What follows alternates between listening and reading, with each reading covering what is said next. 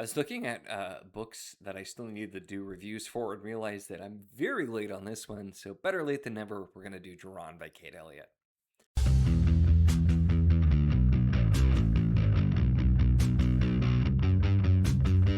Hello and welcome to my channel. In this video, we are going to be talking about, that's right, Jaran by Kate Elliott.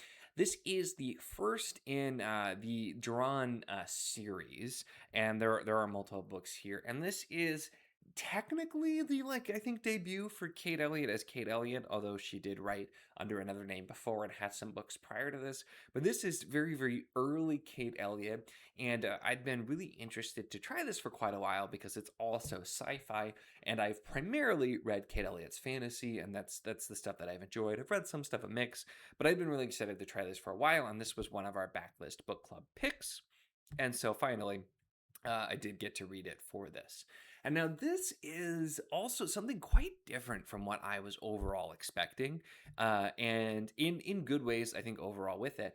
But because of the fact that, like I said, this is sci-fi, but this feels very sci-fantasy, and it's because the premise overall is the setup is very sci-fi, but then a lot of the story feels much more fantasy oriented, and that kind of combination of both, while even at this early stage in her career doing the things that I love about Kate Elliott, specifically with world building as we go and building up more as we go, had me really interested in this one. Although this does have some pretty strong romance elements that are definitely less my thing, but is why I actually mentioned in my wrap up, I think this book actually might really appeal to like the modern romantasy readers and that type of thing, because it has some of those elements that I feel like are popular now.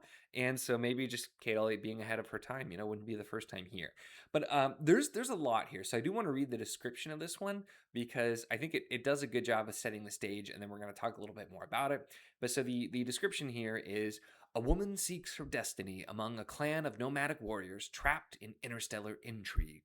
In the past, humans were the dominant star-traveling species in the universe, until the Chapali came, conquered, and absorbed the Earth into their intergalactic empire. One of the only humans ever granted nobility by the Chapali, Charles Sorensen, once led a failed rebellion against the alien overlords.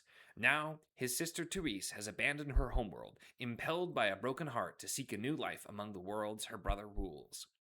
On Rui, a planet off limits to interstellar voyagers, Tess inadvertently stumbles upon a dangerous Chapali conspiracy, and only the timely arrival of the Jaran saves her from near certain death in the wilderness. A tribe of nomadic humans roaming the plains of Rui, the Jaran have long forgotten their ancient Earth history and heritage. Intrigued by their world and their ways, Tess shares an immediate emotional connection with Ilya, the Jaran's brilliant, charismatic leader, a man of extraordinary passion and vision. But despite her growing loyalties to this proud chieftain and his people, Tess must take care, for Ilya's ambitions threaten to trigger violent planetary upheaval, and the Jaran have been chosen to play an unwitting role in a plot that could have powerful repercussions far beyond the nomads' volatile world. So, really long description there. And again, the reason I read that, because obviously I could have summarized that, but also I find it kind of fun to dramatically read descriptions. But the reason specifically I wanted to read that is because there is a lot here. And again, so much of this is the premise, and it's really interesting because you get that base part of the premise, which is the sci-fi side. Like, we're in far advanced humanity, already spacefaring, star traveling, but then this alien race comes in. They have this whole empire, and they completely conquer. There's a human who tries to then lead a rebellion. It fails, but instead of having him executed, they make him royal.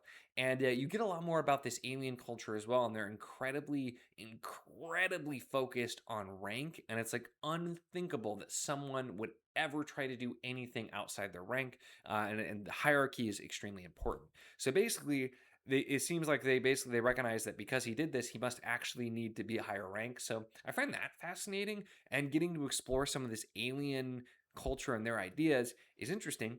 But on the other hand, the bulk of the book is taking place on the planet of Rui, which is like sort of a preserved planet, and the Jaran are much more primitive, and we're learning about their culture. So you get the learning about the culture of these, they're still humans really, but of course it's on a different planet and it's a little bit different there. But they have this very unique culture, and I remember specifically one of the things that got me excited to read this book as well is when I talked to Kate Elliott on the channel. She had talked about how one of the things she was trying to explore here is the role of women in some of these different fantasy cultures, and that plays in a lot to the setup here because the Duran are very much they're nomadic and they're warriors, but women are also very important, and like women are typically in charge of most things, and down to like it's unseemly for a man to be forwarded all to a woman because it's up to a woman to like decide that they want to make an advance, and it's like a huge taboo for like a man to even flirt.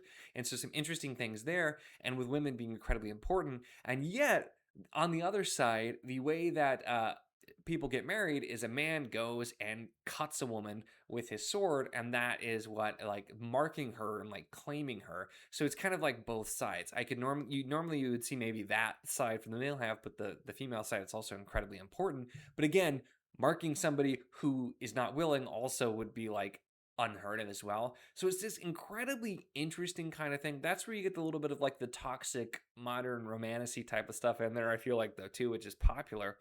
But you have that in, and we're spending a lot of time getting to explore this culture, but we also have the alien culture we're learning about a little bit, and you have this overall interstellar thing going on as well. And there's a lot, but it still feels like a close story, and it's done well. And even again, early in her career, still, Kate Elliott does a really great job slowly building to this additional world building. You have a bit from the premise, but then you're finding out a little bit more and more about what's happening in this first book. And then it seems like there's just going to be only even more to come as you continue in the series. And that's my favorite thing about Kate Elliott and the way that she writes. I'm such a world building focused reader. I think that's one of the reasons why sometimes I love Kate Elliott books more than some people do, just because it's like characters, plot, lots of great stuff there, but the world building, it's just the way she does it.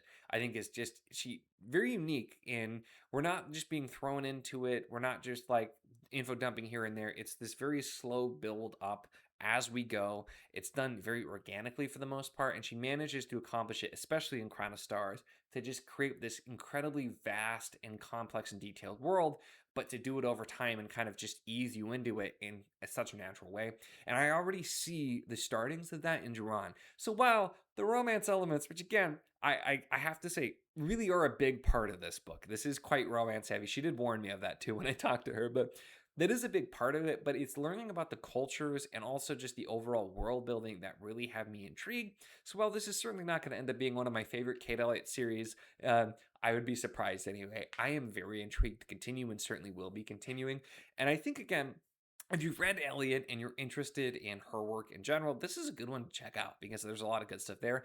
If you're more open to the sort of the romance kind of stuff, I think definitely check this out because I would be very curious to see more people who are like they really enjoy that type of stuff, what they think of this, because I'm not that core audience, so I'm not the best to judge it. But also, again, it's the sci-fantasy feel and really well done. I think that mix of very fantasy feel and then the sci-fi feel as well, because those elements, if you like the kind of thing, again, another really good one to check out. I still have other the fantasy stuff I want to get to with Elliott, but again, this one surprised me. I was really intrigued to try it. It's the writing is great. A lot of the things are great. And despite it having a lot of elements that normally don't really work for me and were not my thing here either, there's so many strengths that really just pulled this one through and made me have a really great time. So overall, those are my thoughts on Jaran by Kate Elliott. Let me know if you've read this or if this review has intrigued you to pick it up. I would love to hear from you as well on any of that.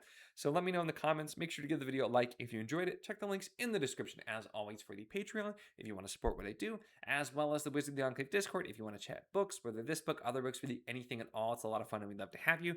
And of course, if you enjoy my content, make sure to subscribe.